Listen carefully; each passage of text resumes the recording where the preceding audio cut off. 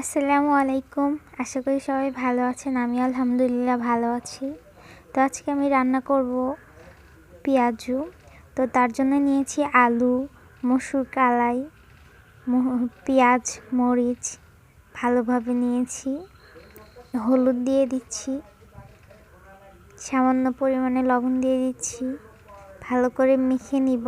এখন একটু জিরা বাটা, রসুন বাটা, আদা বাটা দিয়ে দিচ্ছি।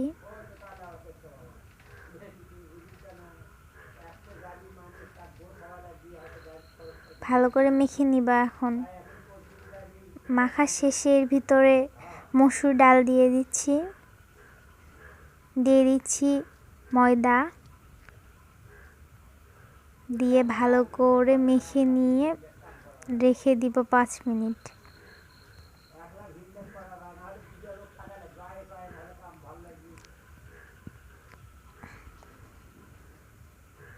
তারপর কড়াই গরম করে তার ভিতরে তেল দিয়ে দিচ্ছি। সামান্য পরিমাণে জিরা দিয়ে দিচ্ছি।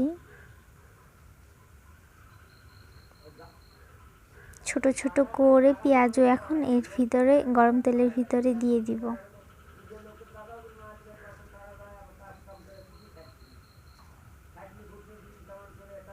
আমি জানি আমার কথার ভিতরে অনেক ভুল হয়, কারণ আমি এর আগে কখনো কোনো দিন ভিডিও বানাইনি। তো যাই হোক, ভুল ত্রুটি হলে আমাকে ক্ষমা করে দিবেন।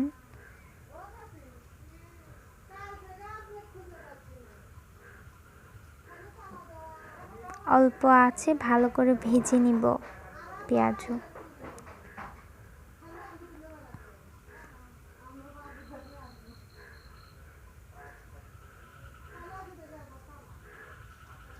অনেকে হয়তো বা আমাকে কমেন্ট করবে যে অনেক গরিব, তারা আবার ভ্লগ ভিডিও বানায়, রান্নার ভিডিও বানায়।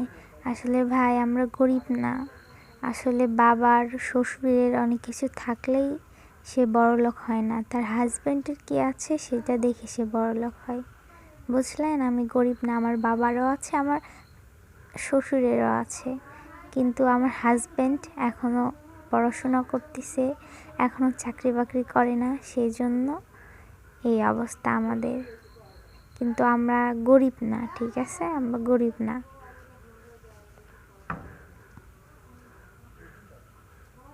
ভালো করে ভাজা হয়ে গেলে এখন তুলে নিব, তেল ছাড়িয়ে তুলে নিব।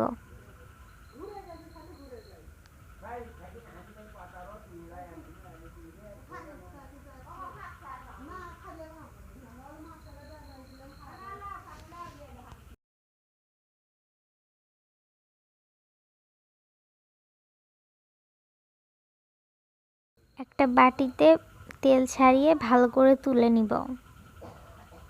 তেল ভালো করে ছাড়িয়ে নিব, কারণ আমি তেল বেশি করে দিয়ে পেঁয়াজটা ভেজেছি। আরও ছিল পেঁয়াজুর বড়ক, তো আবার দিয়ে দিচ্ছি। অল্প আছে ভালো করে ভেজে নেব, না হলে কিন্তু পুড়ে যাবে। পুড়ে যাওয়ার সম্ভাবনা অনেক বেশি। ভালো করে নেড়ে চেড়ে ভেজে নিব। এইভাবে ভেজে নিলে কিন্তু পেঁয়াজুটা অনেক নরম হয়। তারপর ভিতরে কাঁচা থাকে না, অনেক সুন্দরভাবে ভাজা হয়ে যায়।